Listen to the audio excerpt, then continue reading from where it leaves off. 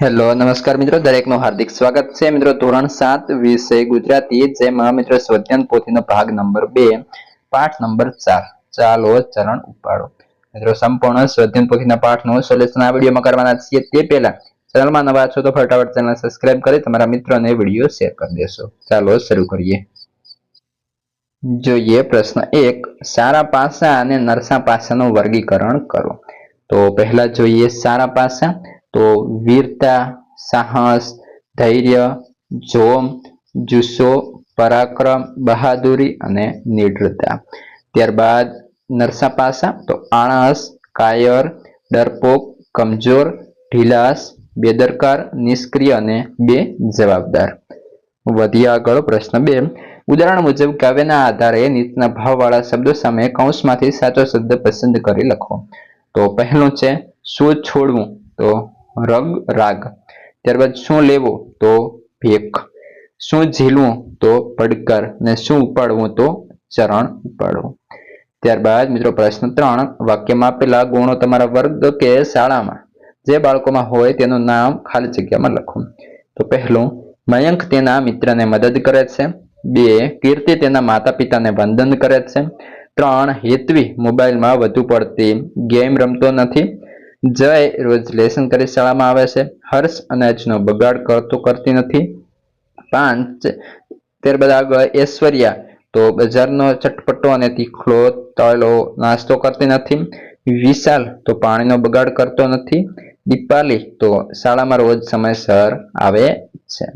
મિત્રો વિડીયોને લાઈક કરી અને ચેનલને ખાસ સબસ્ક્રાઇબ કરી લેશો। આપણા ચેનલ પર તમામ વિષયના સ્વધ્યાન પોથી સોલ્યુશન અને સ્વાધ્યાયના સોલ્યુશન મળી રહેશે। પ્રશ્ન 4 માં છે આપેલા શબ્દોનો ઉપયોગ કરી ઉદાહરણ મુજબ લખવાનો રહેશે।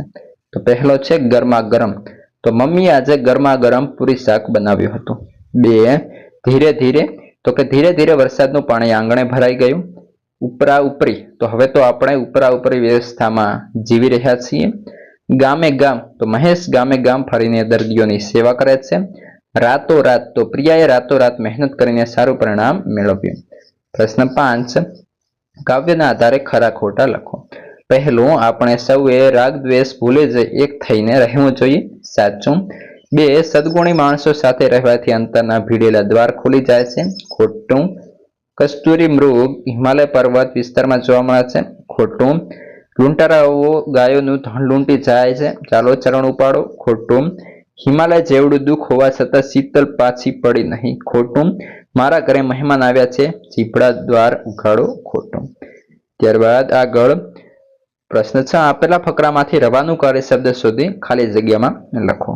તો કે જોઈએ ફકરો, જંગલમાં પહાડ પરથી પાણીનું ઝરણું તો કે ખળખળ વહેતું હતું। કૃષ્ણ તે ઝરણાના પાણીમાં ચાલી રહે અને જેનો અવાજ તો કે છબછબ આવતું હતું। ઝરણાનું પાણી નાના નાના પથ્થરો પરથી તો કે દડ દડ પડતું ગયું। કૃષ્ણને ખૂબ તરસ લાગી હતી, તેને ઝરણાનું પાણી તો ઝટ ઝટ પીતા તેના ગળામાંથી ગટગટ અવાજ આવતો હતો। સંધ્યા ટાણે ગામના મંદિરની આરતી સમયે નગારાનો ઢમઢમ અવાજ અને ઝાલરનો ટન ટન અવાજ સાંભળતા કૃષ્ણને ભાન થયું કે ખૂબ જ મોડું થઈ ગયું। તેને થયું કે હવે મારે ઘરે પહોંચવું જોઈએ। અંધારું થતાં જ કૃષ્ણના હૃદયમાં ધક ધક થવા લાગ્યું। કૃષ્ણને ખૂબ બીક હતી। ત્યાં સફેદ રંગના કપડાં પહેરેલી એક પરી આવી। તેણે કહ્યું, ગભરાઈશ નહીં, હું તને તારા ઘરે પહોંચાડી દઈશ। પરીએ કૃષ્ણને આકાશ માર્ગે ઉપાડી ઘર તરફ ચાલી જતી હતી। ત્યાં નીચે ગામના પાદરમાં દીકરીઓ રાસે રમતી હતી। ઘમર ઘમર મારું વલોણું ગાજે એવો અવાજ આવતો હતો। ત્યાં જ બારણે કોઈ ખટખટ અવાજ આવતા કૃષ્ણ સફાળે જાગી ગઈ। અરે, આ તો સપનું હતું। પ્રશ્ન 7, આપેલા પ્રશ્નોના જવાબ આપો, જેમાં પહેલો પ્રશ્ન છે આ કૂચ ગીતમાં તમને કઈ પંક્તિ ગમી, શા માટે?